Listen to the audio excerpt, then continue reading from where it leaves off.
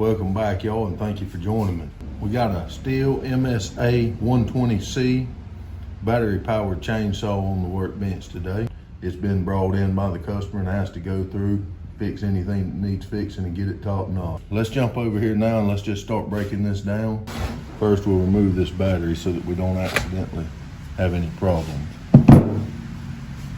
To remove that cover, you just flip this up and back it off.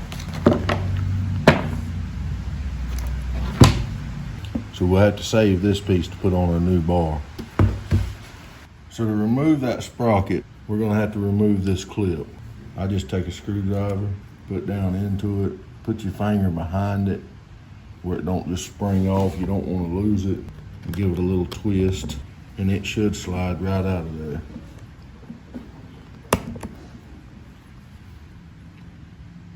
And then just slide that sprocket off. So we're going to replace that with a new sprocket that does not have that wear in it. That Stihl part number is 1254-642-1200. You'll notice that shaft is flat on both sides.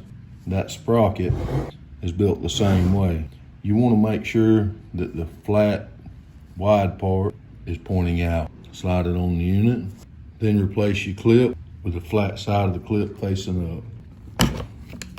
All right, we have that out of the way. To remove that adjustment, you'll remove this screw.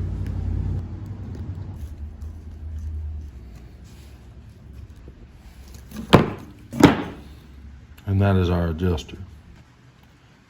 When you put this on, it's gonna be hard for you to see in this video, but only one of these holes is threaded inside, the other one's not.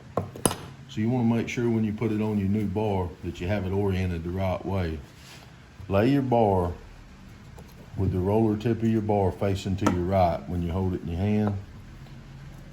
The piece on your mechanism, the arrow, think of that as your arrow, should be pointing toward the end of that bar. And that should put your hole that has your thread in it for your bolt in the bottom hole in this bar. And it should sit right down in there. Then turn it over. Start your screw. And then tighten it down firmly. Now we'll reinstall it on the unit.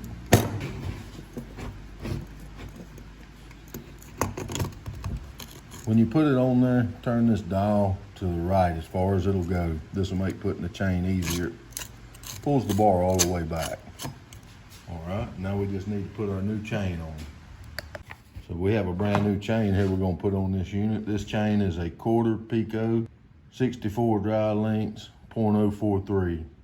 The Stihl part number for this chain is 3670-005-0064. With our bar pulled all the way back, we'll drape the chain over the sprocket end, then lay it into our bar. Once you have it on the bar, turn your wheel counterclockwise. You'll notice that chain picking up and get it to where that you have it close. Put your bar cover up and get it started. I'm gonna show you something here on this easy chain because this is also used on a few gas models that Stihl makes. When you tighten this down and you get it where it's close, I have found a lot of times if you tighten them down and it's lined up wrong, customers have problems getting it to adjust.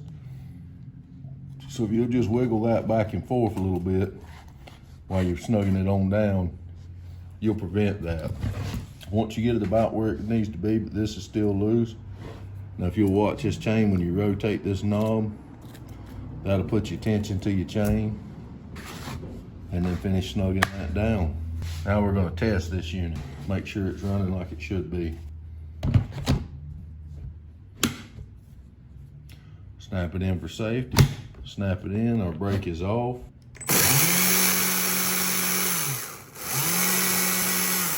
It's not unnormal when you first turn it for that to get some slack. If it does that, just loosen that about 1 turn, maybe 1.5 turn, retension your chain. Now Now that we've retensioned our chain, we're gonna check the oiler and make sure it's functioning. And as you can see, it is. We're getting plenty of oil there. So I appreciate y'all tuning in with me today and joining me.